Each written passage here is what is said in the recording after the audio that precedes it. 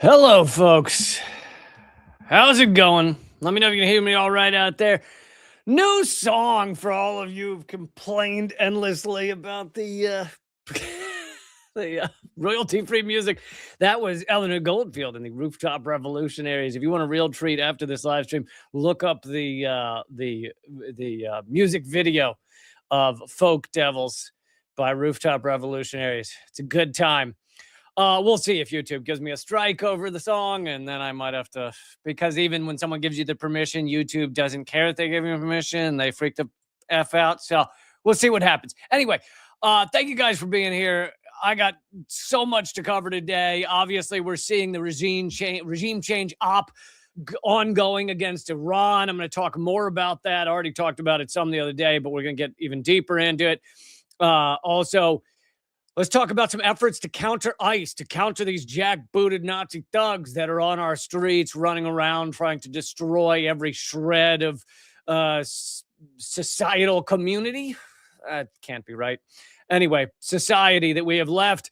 We're going to talk about some efforts to at least slow down their efforts to destroy a community, to destroy love and friendship and cooperation and all the things that make life valuable. We'll be talking about some efforts to at least, at minimum, slow them down. But a lot of great stuff I want to get into there, and then a little more on Venezuela. Hopefully, we'll also get to stuff on the EPA is now the anti-EPA. You gotta love the efforts to. I don't. I'm trying to. When you try and give too many equivocations and caveats, and they become equivocaveats, and you end up with equivocaveats stacked on top of other equivocaveats, and then that's when the stuttering really gets bad. Two things can be true. The EPA is now, and I'll get more into this in a bit, the EPA is now working to basically shred what the EPA was designed to kind of do. Like, literally, the EPA is now the anti-EPA. That is their goal. That is their mission. That is what they work long hours to do. This does not mean that the EPA under Biden or Obama or what have you was working like an awesome environmental protection agency. No, they were like a half-hearted, apathetic, let's kind of make a show like we care about whether the average American gets cancer from some company. It was like a theatrics to look like the government cared about your environmental protection. And so now even the theatrics are being shredded. In some ways, maybe this is good. Maybe people will realize just exactly what's going on with our government when the EPA is literally the anti-EPA. Maybe that creates some sort of awareness. I don't know. But, okay, I'm going to get into all that. But we're going to start off with a clip from Lindsey Graham. The administration and the friends of the administration, those giving him handies under the table, are now openly calling for like just killing presidents around the world. So this is Lindsey Graham openly on Fox News calling for basically assassinating the heads of state in Iran. And for those of you who need a reminder, Lindsey Graham, longtime Republican slime mold in Congress. I don't care if they extract him, but I want him to be considered. For those of you listening to the podcast, they're showing images of leaders in Iran, Ayatollah Khomeini and maybe others. But I don't care if they extract him, but I want him to be considered. He's the modern day Hitler. He's a religious Nazi. He's a horrible person. He's a modern day Hitler. Sorry, I didn't mean to interrupt that quickly. He's the modern day Hitler, yet Iran not invading any other countries. Meanwhile, U.S. literally invading other countries, literally boots on the ground in other countries, literally committing genocide in Gaza, literally just kidnapped and imprisoned a head of state from Venezuela. But no, the country that's not invading anyone, that's the modern day Hitler. Got it. And every accusation is an admission. Just remember that. It's time for him to go. The people want him to go. Trump has done what Reagan did. Reagan went to the Berlin Wall and said, tear this wall down. Donald Trump picked the people over the Ayatollah. I love that he gives an example. Now, first of all, there's plenty to be said about the fact that what was Reagan really doing? Reagan just wanted to, yes, it's not like I liked the way people were treated in East Berlin, but the real reason was that the U.S. and the capitalist bloc there wanted to stop any sort of spread or power of the Soviet Union. So that was at the heart of it. But that aside, Reagan was asking for a wall to be torn down that had literally ripped families in half, some on one side, some on the other. That's the equivalent of Donald Trump, assassinating Iran's general in his last term? Those are the same? Or trying to create a failed state in a country because we want our petrodollar to be strong? Yes, just like tearing down a wall. That's exactly right. Donald Trump says the best way to make Iran great again is for the protesters to win and the regime to come down. How do you do that? For those who listen to the podcast, for some odd reason, Lindsey Graham, I don't know if he's selling it on his website, really promoting this hat that says "Make Iran Great Again." I saw a clip of Donald Trump. Not even Donald Trump supports that hat. So I don't know why the fuck Lindsey Graham is just pushing this hat so hard. I don't really like someone maybe find out if he's selling it on his website. Does he need $5 from each hat? Because Donald Trump talked about the hat and said, but it can mean a lot of different things to a lot of different people. So I don't know if it's really good. Basically saying he doesn't even like the hat. So I have no idea why Lindsey Graham keeps pushing this stupid hat. That's what our country has become. When you're a waning empire, collapsing capitalist shit show, your politicians are just merch salesmen. That's all they are. They're, and it's not like I've never sold a mug. All right. I fucking sold a mug, but you're a congressman and you're trying to push hats on Fox News. Whatever action we're going to take, Mr. President, needs to embolden the protesters and scare the hell out of the regime. If I were you, Mr. President, I would kill the leadership that are killing the people. You got to end this. If it ends well. So that's the key moment there. Literally, we're out now at a place where our ruling psychopaths feel comfortable being on live television and just calling to murder heads of state. Like they know that there will be no ramifications. The moral bankruptcy of a certain percentage of Americans. I certainly don't want to say all. I mean, hell, everybody watching this is the opposite, right? But the moral bankruptcy of a certain percentage of Americans is just like, yeah, there's murder. Absolutely. Murder whoever, everybody, doesn't matter. Just kill them, kill their families. Fine. And this is something that there's a lot of people have been pushing for, is just, you can just publicly now claim you want to murder a bunch of people. And that's what he's doing on Fox News. He wants to murder the president of Iran. Why not? Why would that be? Oh, it only violates every international law you could ever come up with. But outside of that, what's the problem? Then peace breaks out. All the state sponsor of terrorism activity stops. Hezbollah, Hamas, they go away. That's right. Anything that is even remotely stands up against Israel's ethno-state, settler, colonial genocide, that counts as terrorism. This is a morally bankrupt, morally inverted universe that Lindsey Graham's speaking to, of course. And he says peace breaks out. Peace breaks out. Yeah. And what about, and he says this would be Donald Trump standing with the Iranian people. What about all the Iranian people that are actually supporting their government right now? Because there are very large protests. I think I have an image here of one of them. Very large protests supporting Iran's government right now. And while I look that up, let me just say, I put out a Substack column today, free to read, reallycamp.substack.com, about the anti-Iran propaganda. But this is one image of just thousands, if not tens of thousands of people out at a pro-Iran government rally in Iran. And this is in Tehran. And And none of this gets any mainstream media coverage. You can't find out about it on your mainstream media. They want you to believe that Iran is just on fire and every Iranian wants to just see their government collapsed. It's not true. They pushing the same propaganda in Venezuela right now, right? Oh, every Venezuelan wants to see their country collapse. Fucking not true.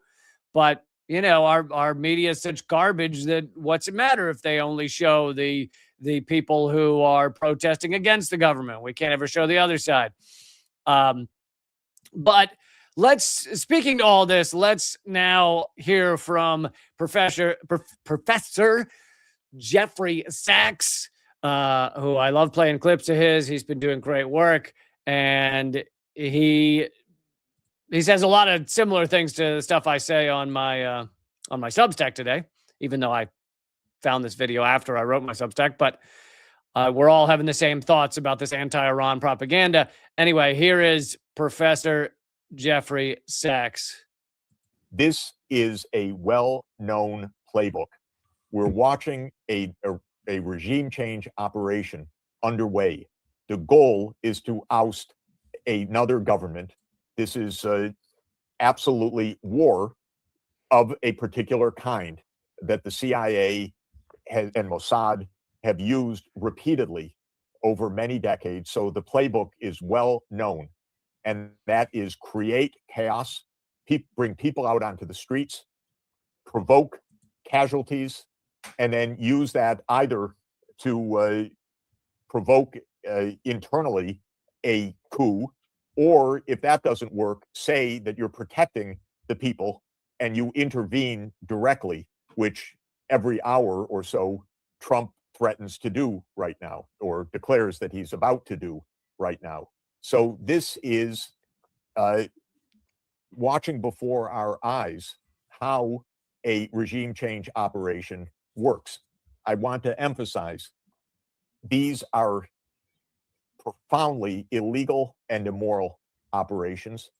They claim that the U.S. should control who governs other countries.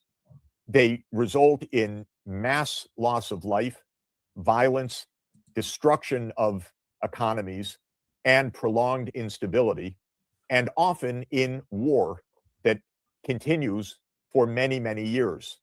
And that war can cost the United States hundreds of billions or even trillions of dollars, as was the case in Iraq and Afghanistan.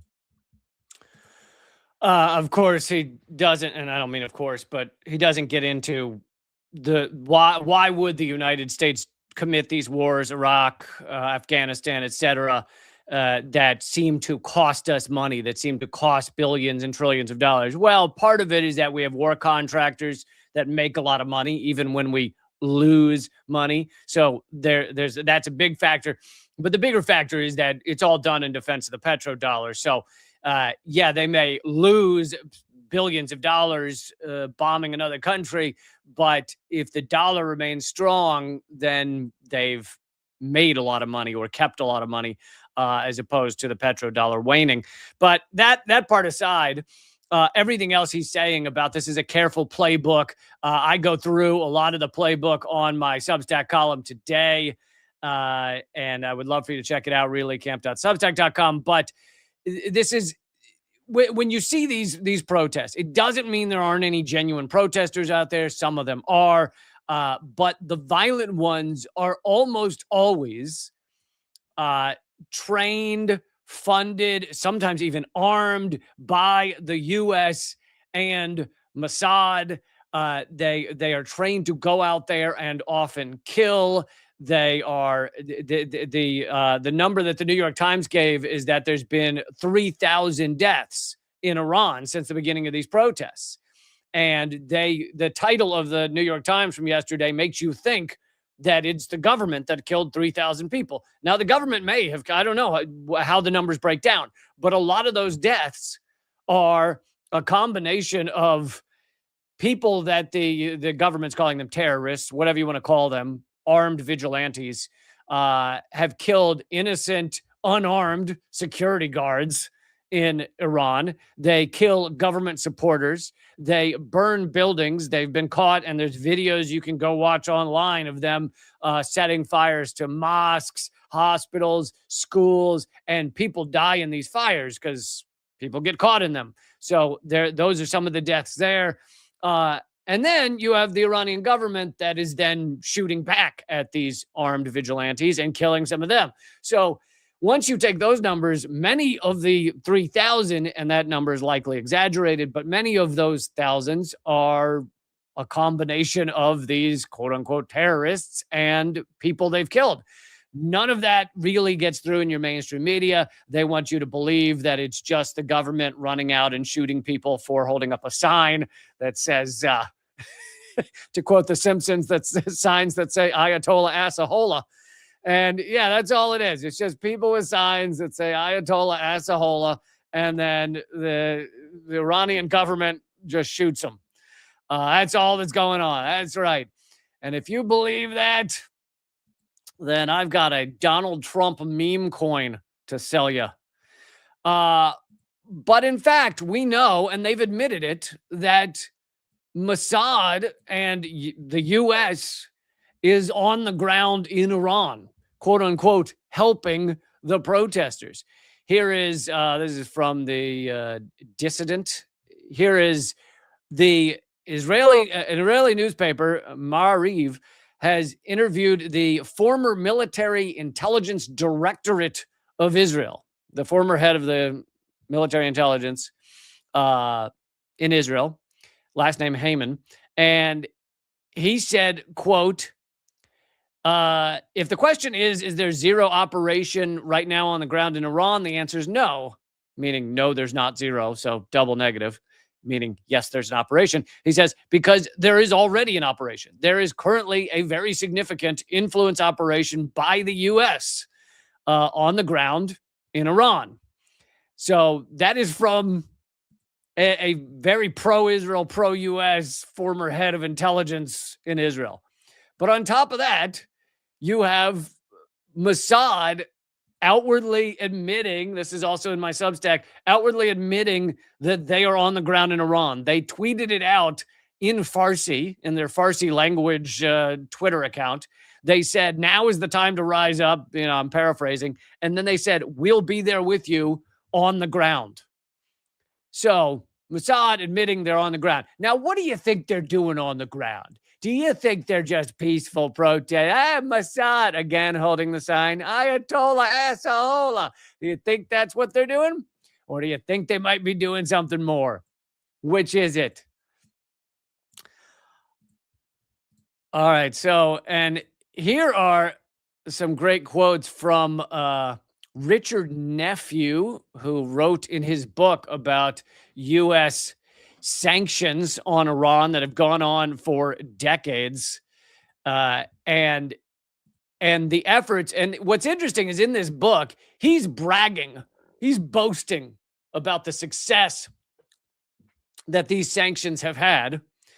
And here's some of his boasting. He says, the United States took its surgical sanctions approach a step further in 2013 with a carefully structured set of sanctions on Iran's automotive sector, denying Iran the ability to import manufacturing assistance but not spare parts for existing cars. Iranian manufacturing jobs and export revenue were the targets of these sanctions, undermining the Iranian government's attempt to find non-oil export sectors and ways of employing 500,000 Iranians. All the while, the U.S. expanded the ability of the U.S. and foreign companies to sell Iranians technology used for personal communication. So they expanded the ability for average Iranians to get, say, smartphones because they want to get their propaganda into Iranian hands. So them getting smartphones helps get U.S. propaganda into your average Iranian hand. Then he continues, with Iran's population technically able to purchase such goods, they're also talking about like high-end TVs, etc., and imports still flowing in, but with the exchange rate depriving most people of the practical benefit, meaning you're making them poor, the sanctions are successfully making Iranians average Iranian poor, but they are allowing in these, cool commodities, cool things like consumer goods, like televisions and back in the day of iPods and stuff like that. Maybe video game, maybe Xbox and shit like that. Whatever the consumer goods are, they're allowing those to get in, but a lot of people don't have the money to buy them. So then they get to see how things could be, and it pisses them off. This is to create inequality. So the rich in Iran are able to have those things. The poor and average people are not. And the U.S. views this as a big win. We've increased inequality. We've made people pissed off that they can't afford things. In Iran, for example, there were reports from 2012 and 2013, and then it goes outside of just consumer goods, that medicine and medical devices were unavailable, not because their trade was prohibitive, but rather because they cost too much for the average Iranian due to shortages and the depreciation of Iranian currency. Again, this is nephew bragging. The U.S. and its partners, through sanctions, directly contributed to the depreciation of the Iranian rial, the currency, and consequently in the creation of this problem. So he's bragging that you've got children dying of medical problems in Iran. Yay, we did it. Yay, we are killing children in Iran, and that is going to piss people off, and hopefully it'll cause regime change. This is the straight up psychopaths, right? There's no other definition. Straight up psychopaths. And this fits, of course, with, Madeleine Albright, the famous clip of her saying she's asked about killing 500,000 children, 500,000 children in Iraq. And she says, we think it's worth it. This fits with a clip I've played several times of Rex Tillerson, Trump's Secretary of State in his first term, also former head of Exxon. And Rex Tillerson was on stage with Condoleezza Rice.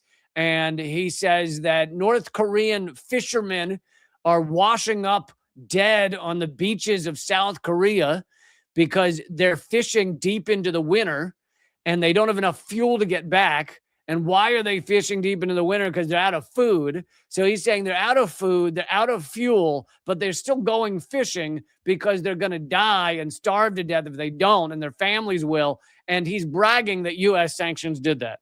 So yet again, you have one of these important American officials saying, we're killing innocent people. Yay, we did it. I mean, it is the most morally bankrupt, absolute ass clownery you could ever imagine, and they're bragging about it. This is what sociopaths do.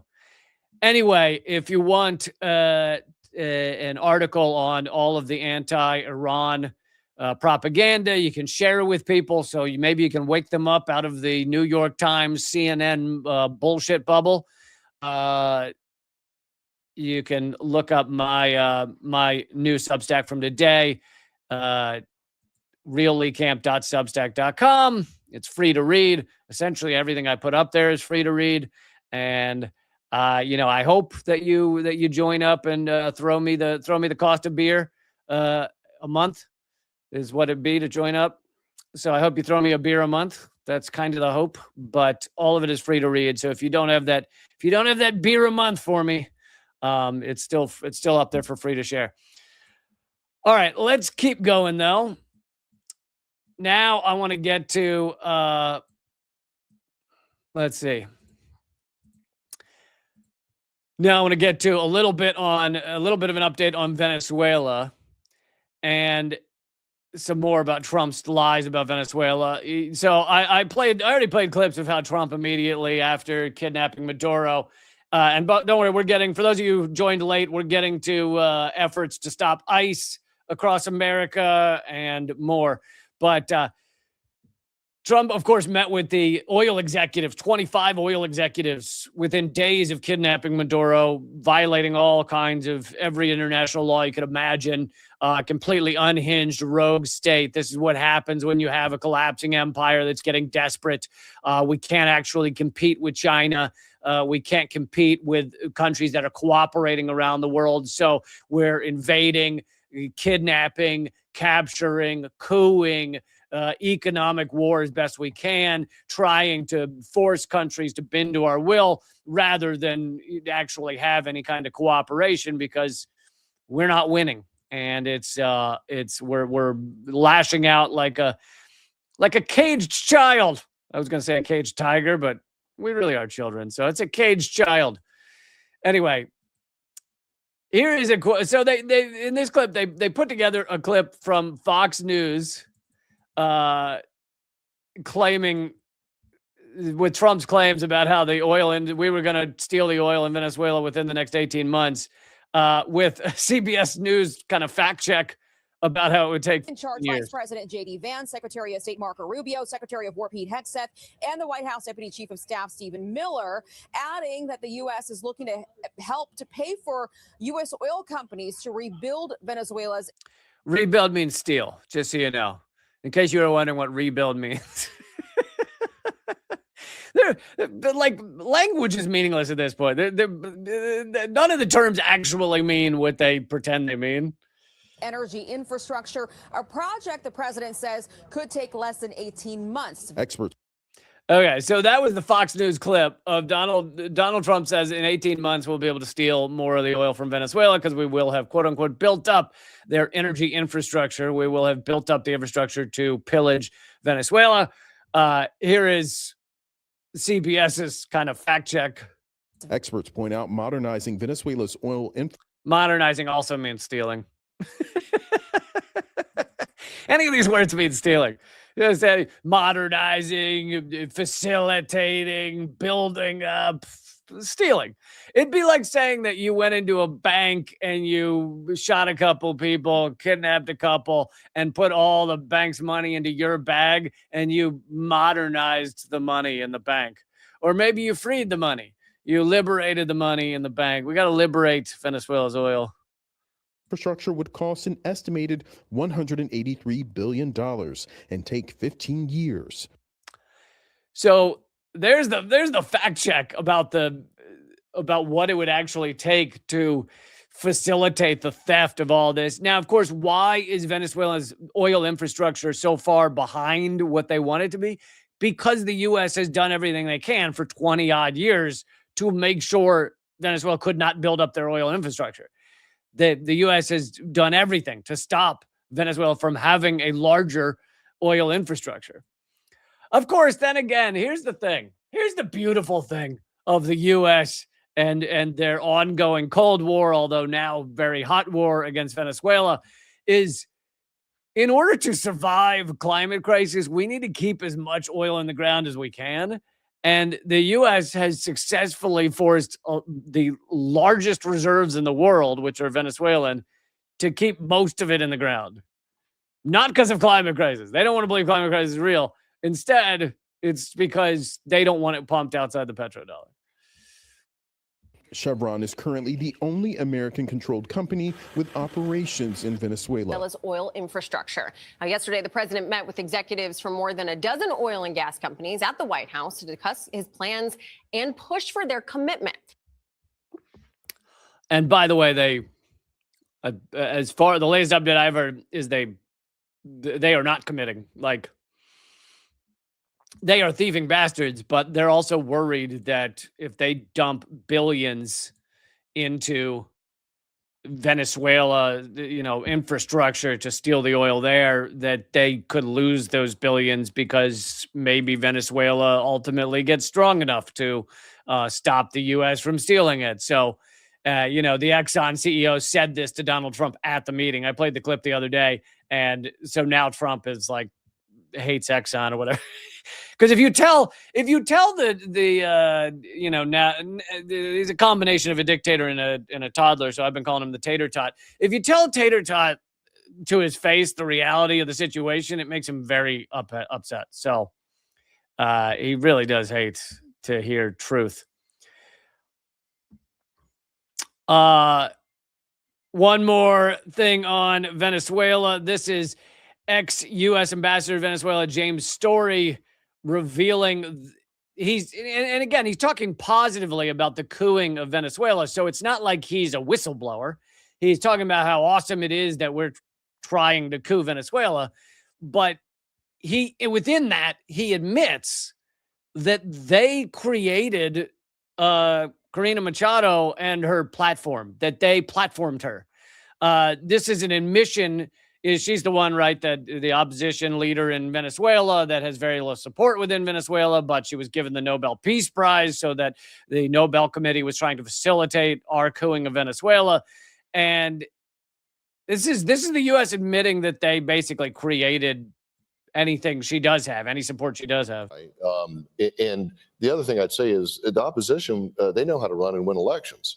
I mean, we work with them very closely. We were meeting in Panama, helping them create the. He said the opposition knows how to run and win elections. They literally don't win any elections. And Juan Guaido never ran for president. When he was announced when the U.S. announced he was the president of Venezuela, 80% of Venezuelans had never heard of him. These are the people that he says are winning elections. Military platform, getting Maria Corina back into the tent because she didn't really play with the interim government. And they won an election under the worst circumstances. So let's just say you got to get the C&E fixed. You got to have a process for the act. Anyway, yeah, you might have heard it in there. He said, we platformed Maria Corina Machado. Does it each of the polling stations to come out? You need to get some new judges. You have to reinvigorate that process. He's like listing all of the ways we could coup Venezuela. He's like, well, if we just had them, rigging more elections, if we can maybe assassinate some judges in there and put in some of our people to rig that system. These people are just remarkably soulless. But they do, if you listen to them, they will admit what they're up to a lot of the time. They will admit, especially now, Trump's willing to admit, like 80% of his crimes. Not the pedophilia. He's a little quiet on that one. But they won't admit that one, but he'll admit a lot of his other crimes. Since I just mentioned his PDF files, let me cover this story real quick before we get to efforts to stop ICE around the country. We can put this under the category of how did I miss it? I know I was going to say add the segment more often. How did I miss that? We can put this in that category. But the reason this has an update of today or yesterday is because he was finally sentenced. I think people knew what the sentence was going to be, but I guess it just came down now. But this is Trump's former spiritual advisor. Now, I know saying Trump has any kind of spirituality is like hilarious. So there's that factor as well. But in his first term, this was his spiritual advisor, Robert Morris, head of a mega church, one of these truly exploitative, disgusting mega churches in Texas, one of the top 10 biggest churches in the country. He was convicted of pedophilia.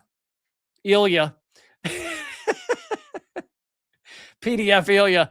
And he was convicted 3 months ago in a plea deal, agreed to a plea deal where he admitted that he had committed, I'm trying not to say the terms that will just get this video banned, but he admitted to PDF-iling a 12-year-old girl. She's now 25. Or older than 25, I think. Sorry, she's now 55. So she brought the charges against him, and he, in the plea deal, admitted to it. Had to plead guilty to it. The founder and pastor of one of the largest mega churches in the U.S., Robert Morris, has pleaded guilty to sexually abusing a 12-year-old girl in Oklahoma in the 1980s. And he pleaded guilty 3 months ago, but the sentence of 6 months just came down. 6 months. 6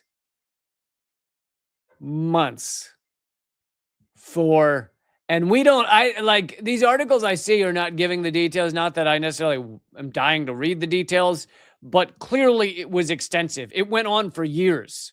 It started when she was 12. I think of what they said, it went on for 4 years.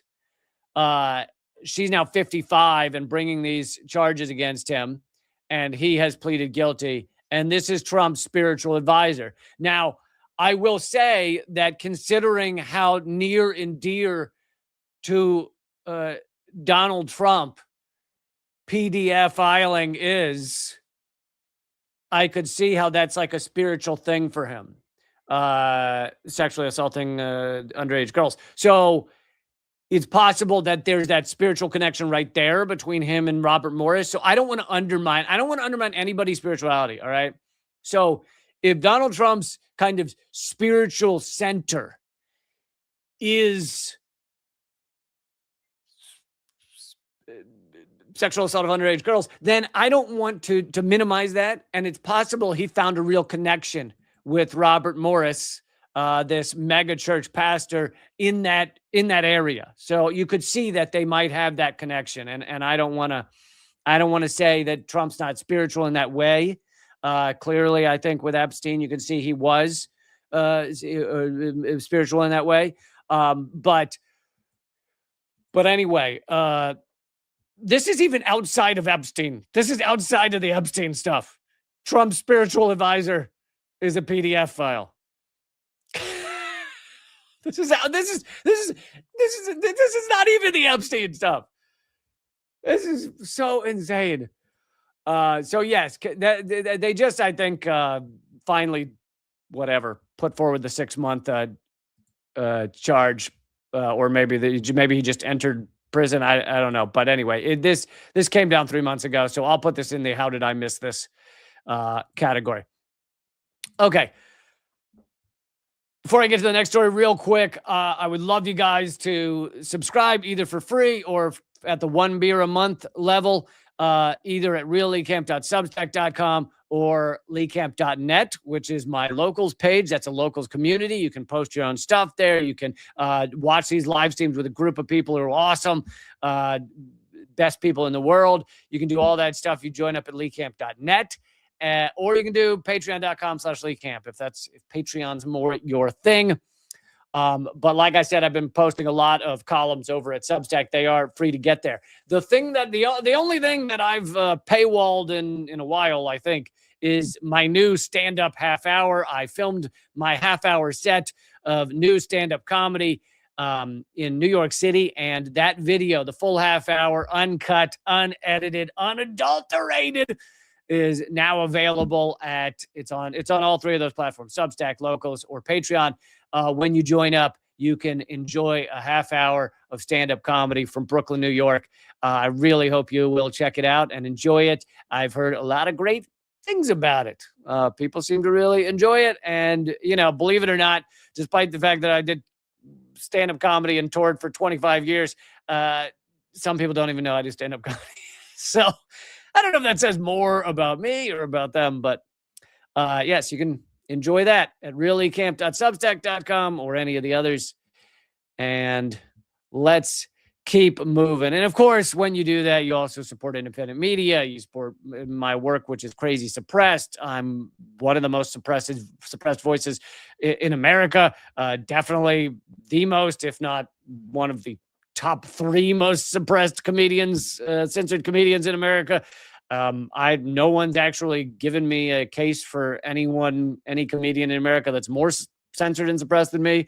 There's almost none that, once you eliminate people actively calling for race wars and stuff, there's very few that have had their YouTube banned and their TikTok banned and their Spotify podcast banned, and very few. Anyway, so you're supporting all of that when you join up at Substack.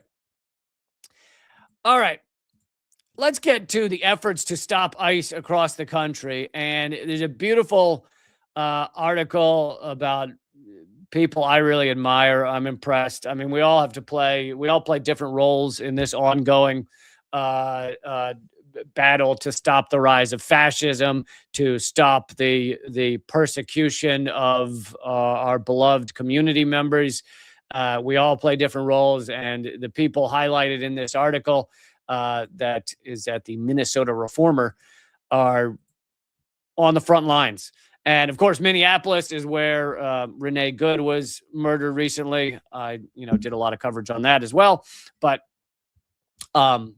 this is kind of detailing their day-to-day efforts to even just slow down ICE. I mean, yes, in some cases they effectively stop them. I think the biggest thing to effectively stop an ICE officer is usually someone they're trying to capture or to black bag.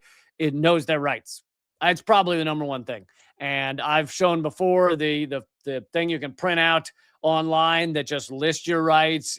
You put it in your car window or whatever, or on the window of your apartment, and it says, no, I'm not opening the door. No, I'm not speaking to you without a warrant from a judge. I mean, ICE essentially never has a warrant. Even if they wave a piece of paper and claim they're allowed to lie, and they lie all the time. So if they wave a piece of paper at you and say it's a warrant, there's no reason to believe them. And if you really think it might be, then you roll down your window a quarter, a centimeter, and you say, slip it through and I'll take a look at it. But you are supposed to have rights. You're not obligated to open your window and talk to them. They'll say, the first thing they'll say is roll down your window and talk to me. And they can sometimes use that as he invited me into his car or whatever. So you're not obligated. They can hear you, and you can hear them through the window with the window rolled up. You're not obligated to get out of the car. You're not obligated to talk to them.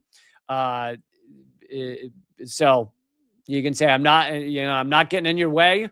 Now, if you actively, if you were to actively try and stop them from doing something, if you were to, grab their legs or jump in front of them to try and stop them from moving forward, then at that point, they have all kinds of different legalities, because you are disrupting their operations and they can then essentially do anything they want to you. But let me read some of this, because it is these people it's amazing the work they're doing. But so they follow a few people that are in these kind of rapid response teams in Minneapolis. They go out and they follow ICE around, usually in cars. This quote says, the goal is to distract them, to occupy their time. O'Keefe, that's the name of one of them. O'Keefe says, the more time they're trying to get away from us in the cars, the less time they're spending searching for people to abduct. So basically what these folks do is just follow them around, and ICE officers who are, they're unhinged, childlike people with a badge, they often will spend a lot of their time just trying to lose these people, swerving in traffic, trying to get away from them. And that's wasted time for them. It's wasted time and wasted effort, which is the goal. The more time ICE is wasting on driving away from you, the less time they're able to black bag and kidnap people. To continue from the article, the pair quickly located and started following a white Ford Explorer they suspected belonged to ICE. The driver began weaving through suburban parking lots with Neubauer, that's the name of the other person, close behind, seemingly trying to confirm he was being followed. Quote, they do and will say anything to try and intimidate and scare people. One of their favorite lines is, this is your one and only warning. So that seems to be something that they're yelling at a lot of people who film them, is this is your one and only warning. A man with a black face covering and tactical vest, peeking through his flannel shirt, exited his car and approached the passenger door, gesturing for O'Keefe to roll down the window. And Neubauer said, no, thank you. He yelled, stop following us. This is your first warning. So they love these warning things because it doesn't actually mean anything. This is your first warning. Second, it doesn't mean anything, but they like to do it.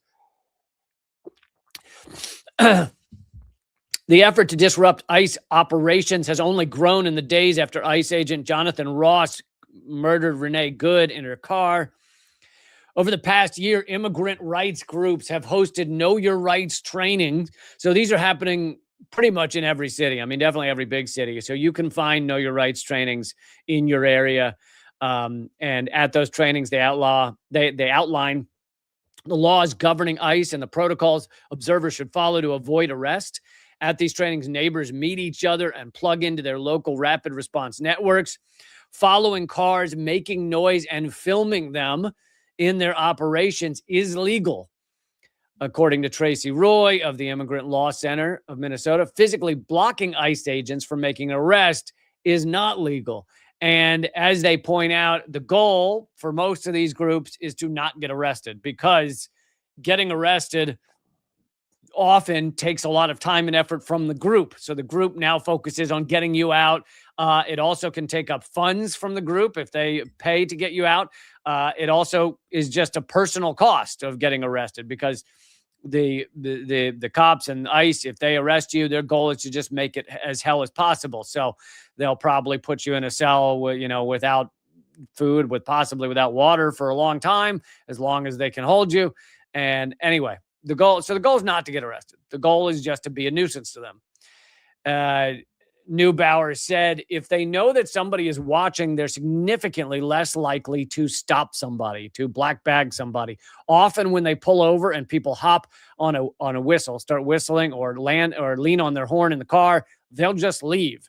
So this is another key note, is that if you're in one of these ICE watches or you see ICE doing something, often they'll leave if you make a lot of noise, because they don't want to deal with it. They rather commit their fascism and their arrests and their illegal behavior. They want to commit it when people aren't watching. They would prefer, it doesn't mean they'll always do, avoid the camera, but they'd rather commit this shit when people aren't videotaping them, when no one's blowing a whistle and screaming that ICE is kidnapping someone. So often they'll leave, which is the goal. Another time on Friday morning's patrol, they looked for what they learned were the hallmarks of ICE vehicles: out-of-state license plate, tinted windows, 2 people in the car, usually male, almost always masked.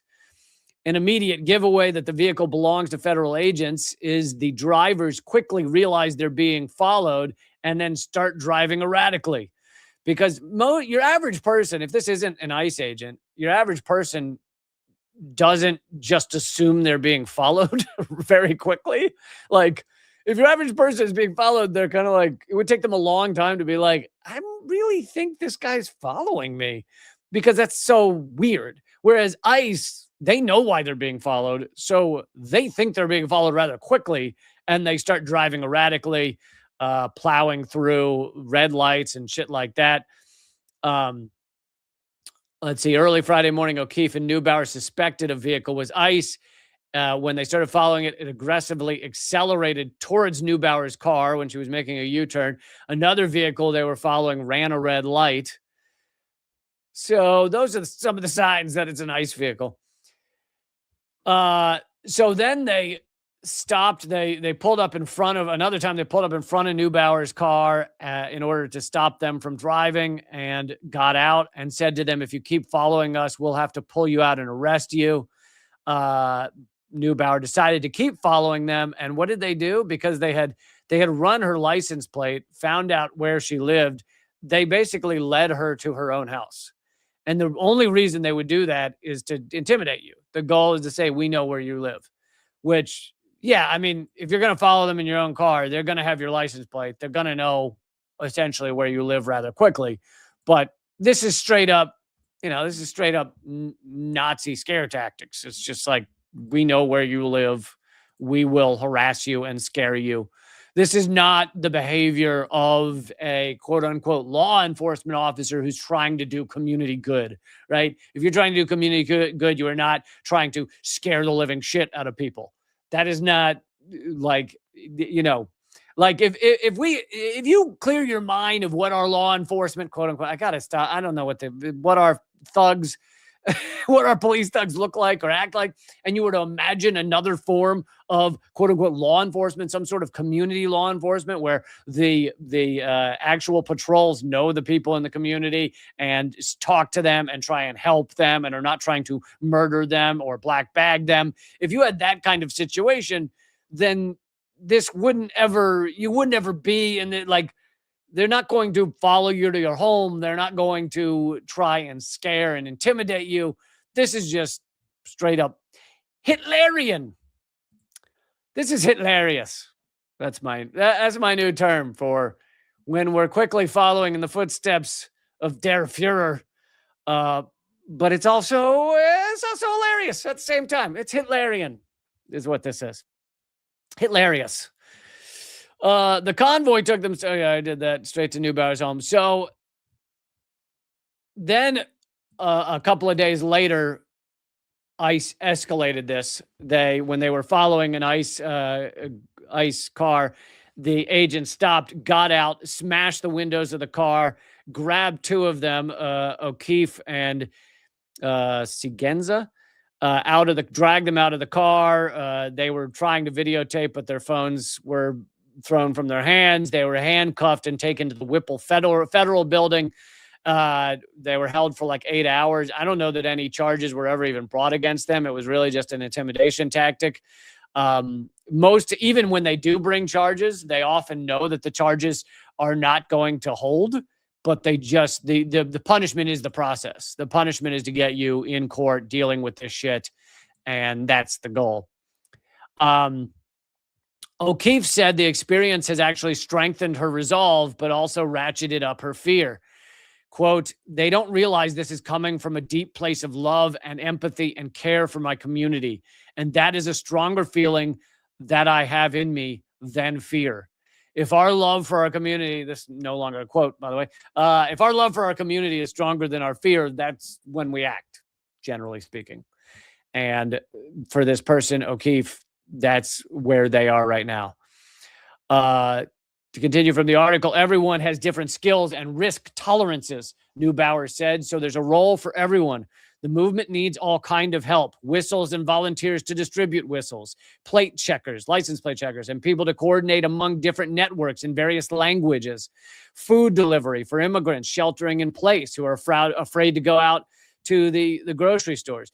More people in more neighborhoods who are ready to jump into action when ICE shows up next door. And, you know, it's just, I wanted to go through this it gives you some of the ways to slow down ICE, but it also just highlights that people are standing up, that people are working together, that people are fighting for community, that people are fighting against this fascism. I think it's also important to remind people that this fascism is not, this level of fascism in America is not new. It's just gotten worse. Over the past many years, long before Trump, our law enforcement was black bagging people. I mean, there was a black site prison in Chicago until like a few years ago, right? Or it's not still, is it still operative? I don't think it's still operative. I think it was finally revealed a few years ago that literally Chicago cops were just taking people to a black site to torture them because they knew if they took them to a black site, no lawyers or family would know where they were. That didn't start under Trump. So to pretend this happened just because Trump showed up is wrong. It's just accelerated now that Trump is taking any remaining gloves off. Another good article on some of these aspects is in Truth Out. It's a pretty beautiful article. I'm just going to read a little bit of it. The title is, "We Can Honor Renee Good's Life by Abolishing Death-Making Institutions." And that's a better term. That's, you know, I've been hating this euphemism law enforcement. I think death-making institutions is maybe a better one. But anyway, to read a little from this article, it makes perfect sense that our solidarity reads as a threat to the ruling class. And they are reading that right.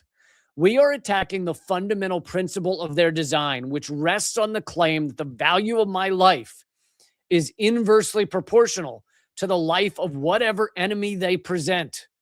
They want us to believe premature death making is a predetermined moral good, basically saying it's fine that Renee Good got killed, was killed by ICE because it's just ICE doing their job.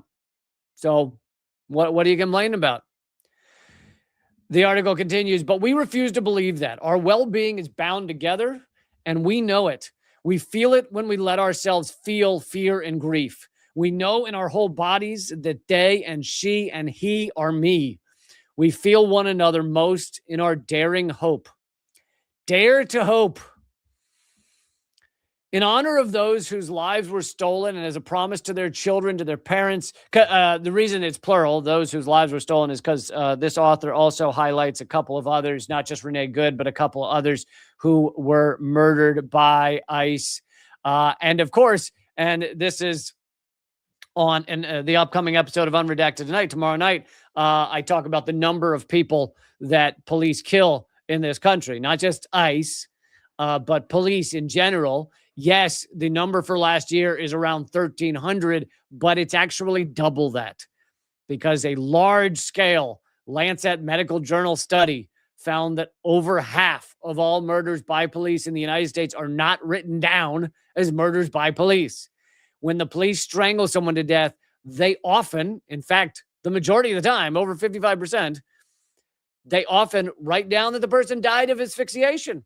Nothing to do with the police. They were just trying to handcuff him and he just stopped breathing. I don't know what happened. And there is load. It's not like that's an occasional thing. And as pointed out in the upcoming episode of Unredacted, this was done with George Floyd. The initial statements on what happened to George Floyd said that he was likely on drugs, that he had a heart condition, all this bullshit. And it was only the fact that not the body cam, because the body cam didn't come out until way later. It was just people standing around with cell phones. And that video went viral and they could not claim that it was the drugs that killed him. We all could see the video and knew it was the knee on the throat that killed him. So literally every time a cop kills someone, they often will try to get away with, oh no, it was just, he had a heart condition. So take that 1,300 number and multiply it by 50, or add 55%. So the actual number is like 2,800 or something. Or, way more than we hear about. So yes, that's why this is plural. Anyway, in honor of those whose lives were stolen and as a promise to their children, to their parents, and to our own futures, we cannot let them convince us, them meaning, it's not perfectly written, them meaning the rich or the ruling elite.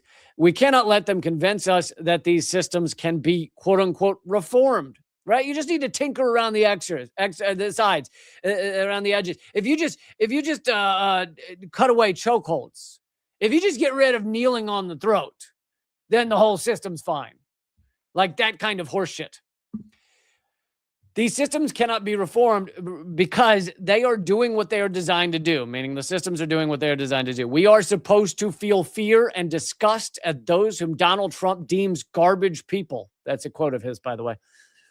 If you are the garbage people, you are supposed to slip quietly away and certainly not protest. We are supposed to accept, even begrudgingly, that incarceration, deportation, marginalization, and paywalls to basic needs are necessary. We are asked to ignore the obvious and inescapable fact of our shared humanity, to refuse care and deny grief. As Minneapolis Mayor Jacob Fry and Minnesota Governor Tim Walz publicly decry the violence of ICE.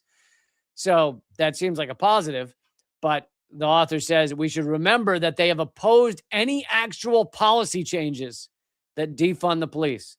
They called instead for reforms. This might result in temporary improvements for some, but largely reforms defend the expansion of systems, creating shinier cages that soon lose their luster. The collective has been central to campaigns to defund this collective that she's detailed called Black. This is one of the groups fighting against ICE called Black Visions in Minnesota. It's been central to campaigns to defund the police and the broader criminalization apparatus that includes ICE in the wake of George Floyd's 2020 murder. Detractors will claim that these campaigns failed, but I am seeing the fruit of their labor in the streets. The community education and collective demands that were developed then bring us to this powerful moment, not only in Minnesota, but in Illinois, New York, California, and more, where organizers are drawing from the abolitionist principles embodied in groups like Survived and Punished that have been fighting to free survivors of gender violence from the overlapping systems of immigration and criminal legal courts. Here's a quote from, sadly, this is the governor, this is the garbage governor of Illinois, Governor Pritzker. Quote, none of us are free unless all of us are free. I heard Governor Pritzker quoting Fannie Lou Hamer in response to ICE violence after he allocated nearly $1 billion to build new prisons in Illinois. They use the quotes that those of us fighting against them use. They use it while they spend $1 billion on new prisons in the largest prison state in the world, meaning the United States. As someone from Detention Watch Network has written in her book, Unbuild Walls, her name's Silky Shaw, Unbuild Walls, all of these systems of forcible family separation, incarceration, and capitalism rely on the same logic of dangerousness and scarcity. Our struggles are inseparable, and when we fail to work together, we fall together too. Many forget, I should do a segment on this, many forget that our prison system is also a system of family separation. Obviously, men in prison are ripped from their family, but women in prison, of course, are ripped from their family as well. And if they are put into prison when they're pregnant, some states, they're allowed to like raise their kid for a year or two or something. In some states, they're like the baby's ripped out of their arms within, weeks. It is absolutely family separation. Families are ripped apart with our prison system. That's not just immigration police. That's all of our absolutely inhumane, disgusting imprisonment system. Some call this a flashpoint, meaning Renee Good's murder. But I hope it's more like an earthquake in which tectonic plates are overcome by stress, slipping and releasing wave after wave of energy. We don't need this moment, ignited as it is by tragic deaths and record kidnappings, to fizzle into reforms that make minor improvements for a few while sucking even more lives under. The demands we are converging on now are visionary and urgent, and they are also necessary, practical, and winnable. Defund ICE. Well, ICE should be abolished. I mean, ICE didn't even exist until 2003. So ICE should absolutely be abolished. Defund ICE and police, to close detention centers and prisons, redirecting our resources toward housing, healthcare, childcare, schools, preventative care, giving, and restorative justice are urgent. And this is the moment we can move them over the line. We can win. Renee Nicole Good and Silverio Villegas Gonzalez, another death that she detailed, and so many more should be alive. We must defame, defund, and abolish these systems. We must empty all the cages, kick dirt over made-up borders, and fund the things that help us thrive, imagine, create, free us all. A beautiful article in Truth Out, not Truth Dig. Truth Dig's where I used to work, and they literally, for those who don't know the story, they literally shut down Truth Dig because they weren't able to get rid of me and Chris Hedges. Like, because they basically, the publisher said, get rid of Lee Camp, Chris Hedges, and I'll let Truth Dig continue. And Robert Scheer said no.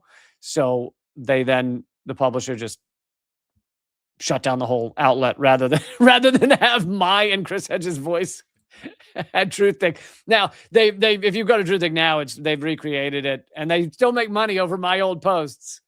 Basically, they just shut it down for like a year or two, and then they restarted it without us there, and now they make money off of my old articles. How beautiful is that? And that it's like Twinkie. Remember when Twinkie shut down rather than give in to union demands, and then Twinkies were gone for like a year, and then they just sold the brand to something else and restarted it without a union?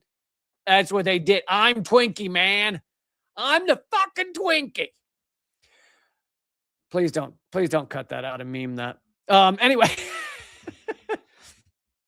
beautiful article over at Truth Out. Check it out if you get a chance. The whole thing. I only read parts of it. Let's see. Let's do another story. I'm giving you a nice long episode today. Let's talk about how the EPA is now the anti-EPA. Oh my God. So it's so dystopian that you got to laugh so you don't cry. And listen, I know Emma Goldman or whoever, because some argue whether she actually said it, but Emma Goldman said a revolution without dancing is a revolution I don't want to be a part of. Mine is a revolution without laughter is a revolution I don't want to be a part of. So I'm going to fucking laugh at this shit. So the EPA, Environmental Protection Agency, is now, their goal is to dismantle the EPA. Like literally they're working long hours to dismantle the EPA. That is their goal. That is, they're like hiring more staff to make sure they can dismantle the EPA effectively. This says EPA plans more environmental deregulation in 2026. So it's important to note that the EPA has never done a great job because, as I've been saying for years, the U.S. government has been captured by corporate America for years, well before Trump, right? It's called inverted totalitarianism, the rule by the anonymous corporate state. That's gone on for years. So if you are ruled by the anonymous corporate state, are you going to allow an agency like the Environmental Protection Agency to come and just annihilate the ability of corporations to exploit the land, the water, the air, give people cancer while they're making Teflon pans, fucking pump shit into the air so that they can have the plastics so that you can inhale a bunch of microplastics. I eat so many microplastics. I've been shitting out whole toothbrushes, like whole rubber plastic toothbrushes. I don't know why the microplastics form in that shape, but yeah, whole ones coming out. Also, I like that we now know about microplastics because when I was growing up, I was eating macroplastics. I was eating pen tops at a rate of like 2 pen tops a week. So no one ever said you couldn't eat the pen tops. There was no discussion of it. And now they're talking about microplastics. Something that could have been brought to my attention yesterday. Anyway, so the EPA has been captured for a long time. Now, how has that manifested itself? It has meant that there are environmental protection regulations, laws, but they're not nearly enough.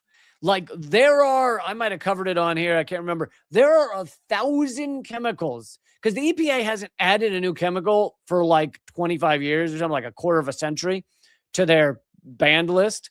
So there are 1,000 chemicals that are basically on the list of should be added to the banned category because they're dangerous to humanity. And EPA has never done it. EPA has never done anything about the literally thousands. Yes, thousands. There are something like 2,000 cities across America that have lead levels that are at a dangerous level in the water. They've never done anything about that. Even when Flint, Michigan, where the lead was so high that it was causing all kinds of horrifying shit in Flint, Michigan, the EPA didn't do anything about that for years. We had the leaked documents about East Palestine, Ohio, right? Where they burned off all those chemicals from that train accident, and everybody in East Palestine was getting nosebleeds and all kinds of horrifying stuff. And of course, cancers, but you aren't going to see that for years.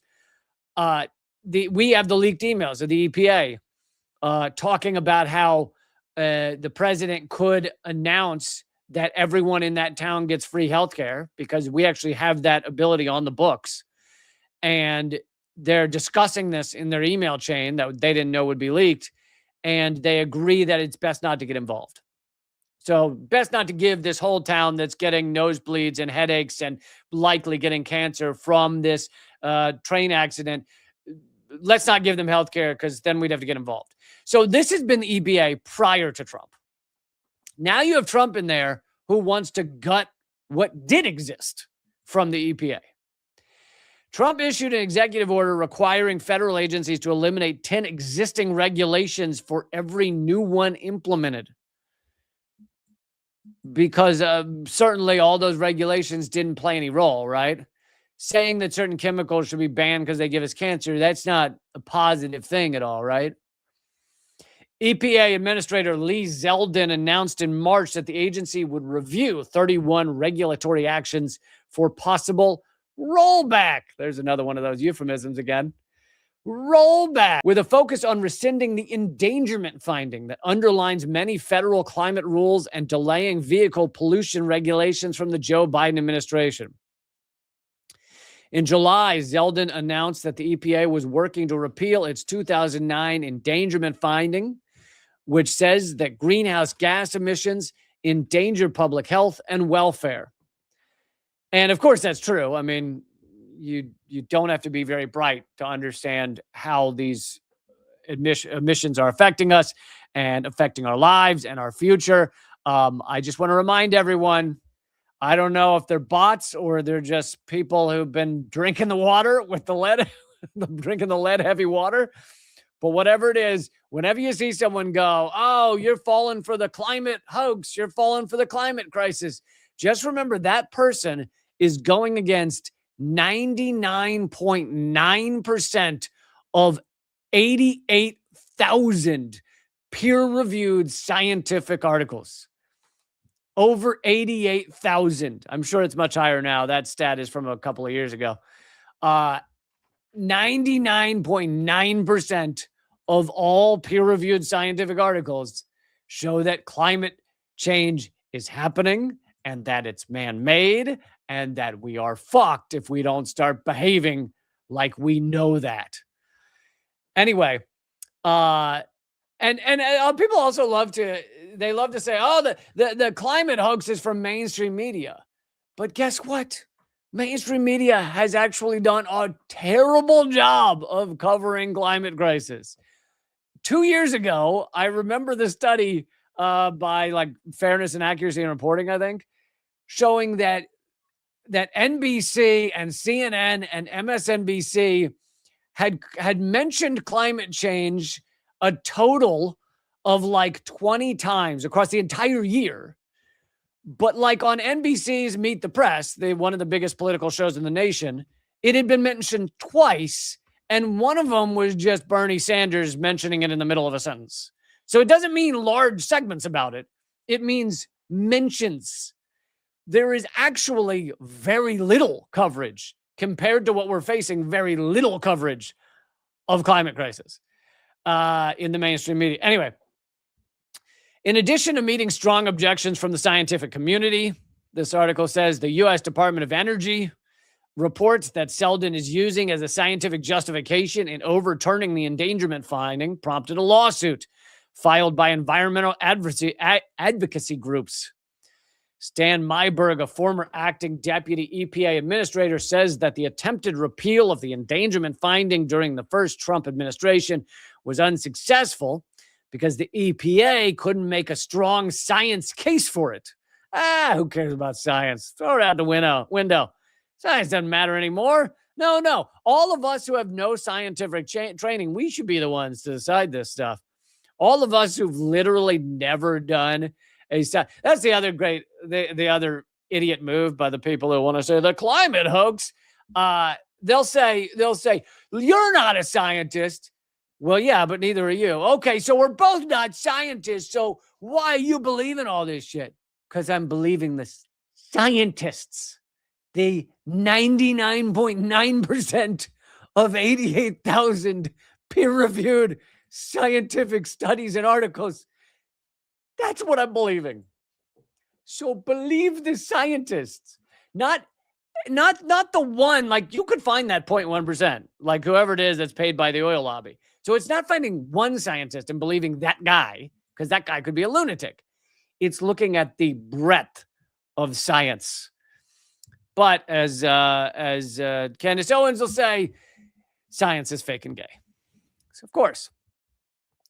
The endangerment finding has also withstood multiple legal challenges since it was put in place in 2009. In addition to the proposal to rescind the endangerment finding, the EPA is prioritizing rolling back emission rules for cars and trucks, which also means that these big motor companies like Ford are spending billions of dollars to actually refit their factories to stop making EVs and go back to like fossil fuels. It is so remarkably idiotic and unhinged. It is like true de-evolution on a just unbelievable scale. But of course, and I don't mean to sound like a broken record, but I love sounding like a broken record. This also can be, once you get down to, I like to get down to the actual like deeper levels of reality. You go a little deeper. What do we get at the core? Also goes back to the petrodollar. If all cars are running off of fossil fuels, That's good for the petrodollar. That's good for fossil fuel use. That's good for US dollars. But if cars, especially when it spreads around the world, all start running off of electricity, that's not good for fossil fuels, not good for the petrodollar, terrible for us. So let's just go backwards and kill all of humanity and kill our future. Why not? Okay, folks, I am going to wrap up here, but I have another live stream. I'll be on with Eleanor Goldfield Friday at 3 p.m. Eastern. Oh, no, wait, she's out of town, so it's just me. Friday at 3 p.m. Eastern, and I hope you'll join me for that. Also, new episode of Unredacted Tonight airs tomorrow at 7 p.m. Eastern. I hope you'll check that out. And you can hear about all these things and not miss them. Like if you subscribe to my YouTube, which you should, but you probably won't hear about it because I'm suppressed. But the way you can sign up and actually hear about my shit, for the most part, is reallycamp.substack.com, because you will get an email about a lot of these things. All right. And also, if you want to throw me a beer, I love a good beer. Throw me the cost of a beer at reallycamp.substack.com. Hit subscribe, and it'll look like you're subscribing for free because you can do that. But then once you've subscribed for free, it'll ask you if you want to become a paying member. So that's the way to do it. All right. Keep fighting out there. I'll see you tomorrow for Unredacted and Friday for another live stream.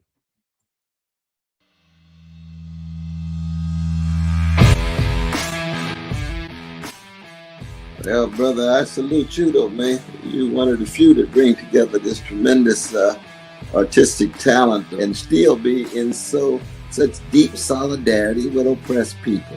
It's an honor to be here because I'll tell you, Lee, you have one of the funniest shows on television, bar none. It's an enormous pleasure to be here.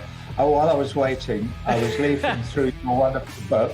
The same to you. I love your show. Be happy to come back anytime. Lee, this is one of the great honors of my long career, just to be in the same earth with you. I'm sure. We're just so blinded. We have so many blinders on because our society doesn't want us to know things.